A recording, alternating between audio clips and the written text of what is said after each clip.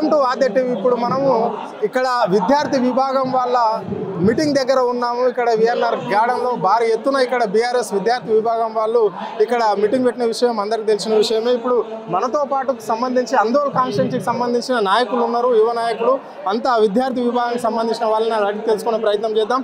చెప్పండి సార్, ఏం నడుస్తుంది ఇక్కడ, ఏంది మరి రాష్ట్ర సర్కార్ ఏర్పాటు ఇప్పటికి దాదాపుగా 19 నెలలు అవుతుంది, దీన్ని ఎట్లా చూస్తారు మీరు? ఈరోజు మరి రాష్ట్ర స్థాయి విద్యార్థి విభాగం తరఫున మేము ఇక్కడ మీటింగ్ రావడం జరిగింది.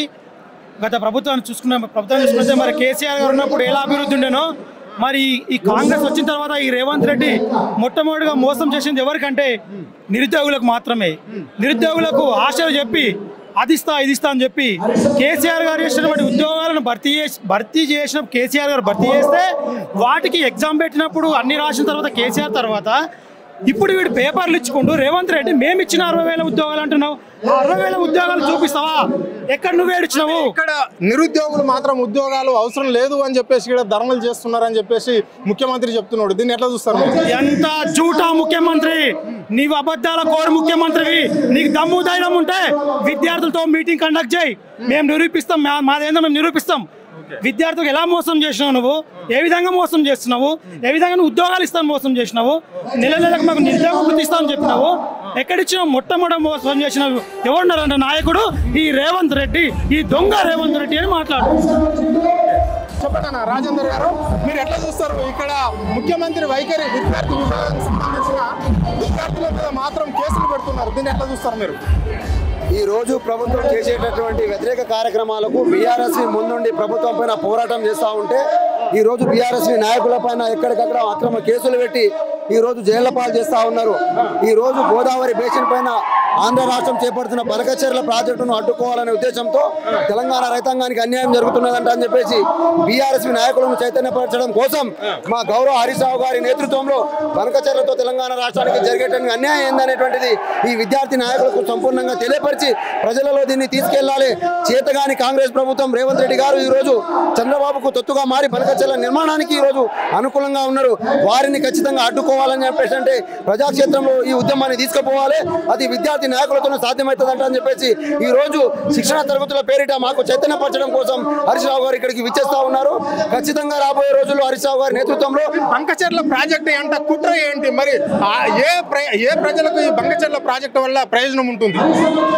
ఈ రోజు బనకచెర్ల నిర్మాణం జరిగితే తెలంగాణ ఎండిపోయి నాగార్జున ఎడమ కాలువ మొత్తం ఎండిపోయి కుడికాల ద్వారా నీళ్లు పంపింగ్ చేసి బనకచెర్లతో నంద్యాల జిల్లాను రాయలసీమను సస్యశ్యామలం చేస్తామని చంద్రబాబు నాయుడు గారు ఆలోచిస్తున్నారు.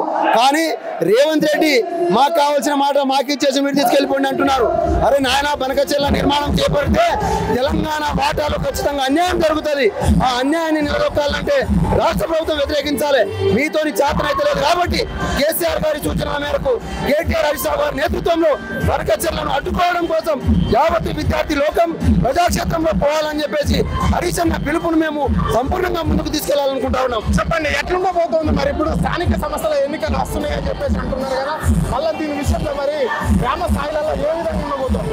ఈ రోజు గ్రామ స్థాయిలో అందరం గట్టిగా ఉన్నాము. ప్రతి ఒక్కరు కూడా, ప్రతి ఒక్క బీఆర్ఎస్ కార్యకర్త కానీ స్థానిక సంస్థలు ఎదుర్కోవడానికి రెడీగా ఉన్నారు. కానీ ఈ రాష్ట్ర ముఖ్యమంత్రి తన అసమర్థ పాలన వల్ల ఎలక్షన్ పెట్టే స్థితిలో లేడు. ఈ రోజు ఈ బీఆర్ఎస్ రాష్ట్రస్థాయి సదస్సు నుంచి ఏ బేసిన్ లో ఏ ప్రాజెక్టు ఉందో కూడా లేదో తెలియని వ్యక్తికి మేము ఏ బేసిన్ లో ఏ ప్రాజెక్టు ఉందో తెలపడానికి ఈ రాష్ట్రాన్ని పెట్టామని చెప్పి తెలియజేయబడుతుంది.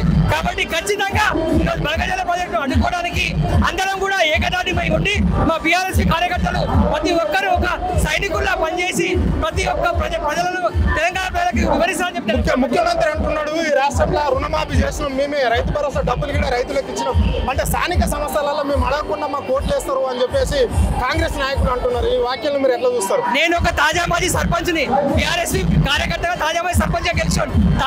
నా ఊళ్ళోనే 70% ఇంకా రుణమాఫీ కాలేదు. అలాంటిది ఇలాంటి ప్రతి ఒక్క ఊళ్ళలో కూడా ఉన్నాయి. అలాంటి వ్యక్తి రుణమాఫీ అయిందని చెప్పి అబద్ధము ప్రచారం చేసి తన ఎలక్షన్ కోమని చూస్తున్నారు. కానీ దీన్ని ప్రజలు ఎవరు హర్షించారు. ప్రజలు చాలా తెలివైన వారు, తెలంగాణ ప్రజలు. ఖచ్చితంగా బుద్ధి చెప్తాం. ఈ స్థానిక సంస్థల ఎన్నికల్లో ప్రతి ఊరూరా బీఆర్ఎస్ జెండా ఎగరేస్తాం. గ్రామ పంచాయతీ పైన, అదేవిధంగా బల్దియా పైన బీఆర్ఎస్ జెండా ఎగరేస్తామని చెప్పి తెలియజేస్తున్నాం. జై తెలంగాణ.